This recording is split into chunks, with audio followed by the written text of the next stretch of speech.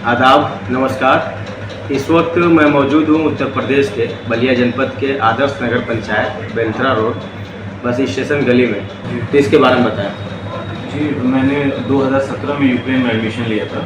वहाँ से मैंने पूरा किया 2023 के लास्ट तक। इसकी तैयारी करेंगे एमडी में। अच्छा, जिस तरीके से अगर देखा जाए इस देश के अंदर शिक्षा, स्वास्थ्य एक बड़ा मुद्दा बनता जा रहा है और कहीं न कहीं शिक्षा और स्वास्थ्य पे अक्सर जो है लोगों का कमेंट आता रहता है। लेकिन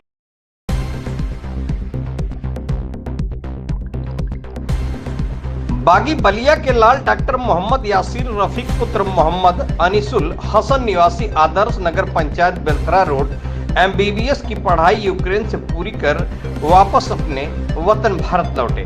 बागी बलिया के लाल Adarsh Nagar panchayat Belthara road ward number 2 bus station गली के निवासी डॉक्टर मोहम्मद यासिर रफीक एमसीआई का एग्जाम क्लियर कर अपने गृह जनपद बलिया का नाम रोशन किया।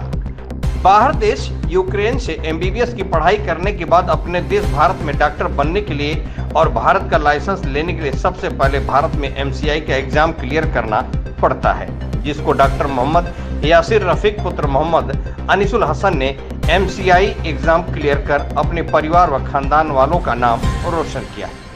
परिवार वालों से लेकर मोहल्ला वालों में खुशी का माहौल, बधाई देने वालों का तांता लगा।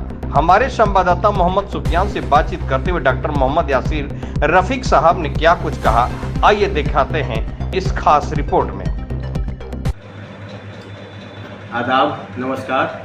इस वक्त मैं मौजूद हूँ उत्तर प्रदेश के बलिया जनपद के Adarsh Nagar panchayat Belthara road bus station गली में, जो कि वार्ड नंबर 2 कहा जाता है। और हमारे साथ मौजूद है बागी बलिया के लाल और मोहम्मद यासिर रफ़ीक जिनका नाम है, और इनके वालिद साहब का नाम है मोहम्मद अनीसुल हसन साहब, जो एक सामाजिक कार्यकर्ता भी हैं और उसके पूर्व में भी मौलाना आमिर रसादी के पार्टी में अल्पसंख्यक के जिला अध्यक्ष भी रहे हैं बलिया से। उन्हीं के ये पुत्र हैं मोहम्मद यासिर रफ़ीक साहब, और इन्होंने अपनी जो है शिक्षा दीक्षा जो है कि बेलथरा रोड में स्कूलिंग पढ़ाई इन्होंने किया। उसके बाद एमबीबीएस करने के लिए ये आउट ऑफ कंट्री चले गए, यानी यूक्रेन चले गए, और यूक्रेन से एक बड़ा मुकाम हासिल करते हुए इन्होंने एमबीबीएस की पढ़ाई कंप्लीट करके और अपने भारत लौटे हैं।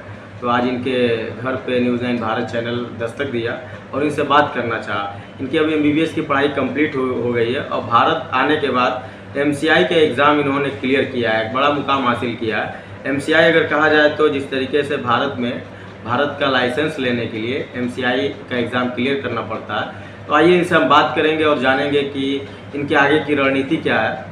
और एमबीबीएस करने के बाद ये बेलथरा रोड, जो कि छोटा सा इलाका है, नगर पंचायत है, और बेलथरा रोड के लिए क्या करेंगे, यहाँ के स्थानीय लोगों के लिए क्या करेंगे, इनकी सोच क्या है, आगे की रणनीति क्या है, इन्हीं से जानेंगे। इनकी जुबानी हम अपने दर्शकों को सुनाने की कोशिश करेंगे। आपका बहुत बहुत शुक्रिया हमारे चैनल में। जी, बहुत शुक्रिया आपका। आप बुलंद आवाज़ में हैं, ये बताएं कि मोहम्मद यासिर रफ़ीक साहब, आप एमबीबीएस की पढ़ाई यूक्रेन से जो है कि कंप्लीट करके भारत लौटे हैं, तो इसके बारे में बताएं। जी, मैंने 2017 में यूक्रेन में एडमिशन लिया था। वहाँ से मैंने पूरा किया 2023 के लास्ट तक में मेरा कंप्लीट हुआ। ये ड्यूरिंग वॉर जो हुआ था, तो उसी में हम लोग यहाँ पे ऑपरेशन गंगा के तहत लाए गए थे गवर्नमेंट ऑफ इंडिया के तहत। तो लास्ट ईयर मेरी ऑनलाइन क्लास चली थी, जिसकी वजह से काफ़ी दिक्कत भी हुई थी। और उसके बाद से मतलब ऑनलाइन मैंने कंप्लीट की और फिर मेरी डिग्री मतलब मुझको यहाँ पे मिल रही थी बेसिकली। तो डिग्री मिलने के बाद मैंने कोचिंग ज्वाइन की थी।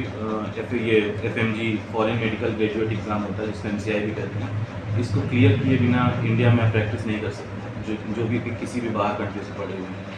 तो अभी लास्ट टाइम मैंने इसके लिए गौतम नगर न्यू दिल्ली में तैयारी की थी, कोचिंग की थी, और एग्ज़ाम दिया मैंने। और अभी 2 रोज़ पहले ही रिज़ल्ट आया है। अल्लाह का शुक्र है, गॉड का शुक्र है कि उसमें क्लियर हो गया है। और अब आगे की रणनीति ये है कि अभी तो फ़िलहाल मैं वेट कर रहा हूँ कि NB जो national board of examination conduct करता है, वो वहाँ से मेल आएगा, तो फिर पासिंग सर्टिफिकेट जो प्रोसेस होते हैं ऑफिशियली, फिर वहाँ जाके वो लेना होगा। फिर इंटर्नशिप के लिए अप्लाई करना होगा, तो जो भी हॉस्पिटल मिलेगा उसमें इंटर्नशिप करेंगे। फिर इंटर्नशिप के बाद आगे का इरादा है MD करने का। अभी तो इंटर्नशिप कंप्लीट करके फिर इसकी तैयारी करेंगे MD में। अच्छा, जिस तरीके से अगर देखा जाए इस देश के अंदर शिक्षा, स्वास्थ्य एक बड़ा मुद्दा बनता जा रहा है और कहीं न कहीं शिक्षा और स्वास्थ्य पे अक्सर जो है लोगों का कमेंट आता रहता है। लेकिन आप स्वास्थ्य से जुड़े हैं और स्वास्थ्य को लेकर के अग्रसर हैं और आप तैयारी कर रहे हैं और बता रहे हैं एमडी करेंगे, तो अपने क्षेत्र के लिए आप क्या करेंगे एमडी करने के बाद? जी बिल्कुल, मेरी पहली प्राथमिकता है ये कि अगर मैं एमडी कर लेता हूँ बाहर एमडी मतलब एमडी कंप्लीट करने के बाद इरादा है कि बेलथरा रोड में एक सेटअप बनाया जाएगा। मेरे अभी बड़े अब्बू थे चाइल्ड स्पेशलिस्ट, वो भी दुनिया में खैर नहीं है, उनका भी एक सपना था कि यहाँ पे बनाया जाए, तो कोशिश पूरी रहेगी कि बेलथरा रोड में अपना जहाँ जन्म स्थान यहाँ पे आगे किया जाए।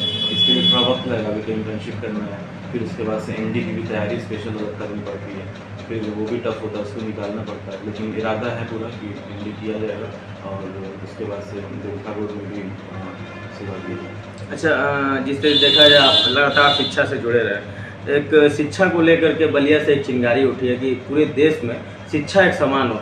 जब शिक्षा एक समान होगा, शिक्षा लागू होगा, शिक्षा पे सुधार लाएगी सरकार, तब जाके देश का भविष्य सुधरेगा, देश के जो युवा पीढ़ी है उनमें सुधार आएंगे। तो शिक्षा एक समान को आप लेकर के क्या करना चाहेंगे? एजुकेशन इक्वालिटी तो खैर होनी चाहिए और इस पर बहुत ज़्यादा पॉलिटिकल मुझको नहीं पता है, लेकिन ये ज़रूर कहूँगा कि एजुकेशन हर वर्ग को मिलना चाहिए, छोटा हो बड़ा हो, मतलब हर बच्चे को अधिकार है कि वो एजुकेशन फील्ड में आगे बढ़े और पढ़े और आगे अपने कंट्री का, अपने देश का, अपने घर वालों का, सबका नाम रोशन करे। तो एजुकेशन के लिए इस पर व्यू बनाना चाहिए। अगर कोई प्राइवेट स्कूल्स हैं तो उनको अपनी ऐसी फीस रखनी चाहिए कि गरीब बच्चा भी वो अफोर्ड कर पाए। अच्छा, आपको जो लोग देख रहे हैं, जैसे युवा भी देख रहे होंगे और स्टडी करने वाले बच्चे भी देख रहे होंगे, तो आप नौजवानों को एक मैसेज देना चाहेंगे? मैसेज में यही देना चाहूँगा कि मैं अपनी स्टोरी ऐसे बता सकता हूँ कि मैं बहुत एवरेज स्टूडेंट था। ऐसा नहीं है कि बहुत मैंने टॉप किया या हमेशा वो किया। सबसे बड़ी चीज़ जो है, 3 चीज़ है जो मैं खुद रियलाइज़ कर पाया हूँ: बिलीव, हार्ड वर्क, कंसिस्टेंसी। पहले आपको अपने आप पे भरोसा होना चाहिए कि आप कुछ कर सकते हो, आप किसी से कम नहीं हो, आप कर सकते हो। और उसके बाद सबसे बड़ी जो चीज़ है, दूसरे नंबर पे आती है मेहनत, कि आप कितना हार्ड वर्क कर सकते हो। मेहनत बहुत ज़रूरी है। और उसके बाद कंसिस्टेंसी, आप 1-2 दिन के लिए मोटिवेट हो रहे हो तो नहीं है, आप अगर आज मेहनत कर रहे हो तो कंसिस्टेंसी होनी चाहिए। तो 6 महीने बाद एग्ज़ाम है तो 6 महीने रोज़ थोड़ा लेकिन 6 महीने तक रोज़ आपको करना पड़ेगा मेहनत। किसी भी चीज़ में जब कंसिस्टेंसी होगी तो उसका रिजल्ट मिलेगा।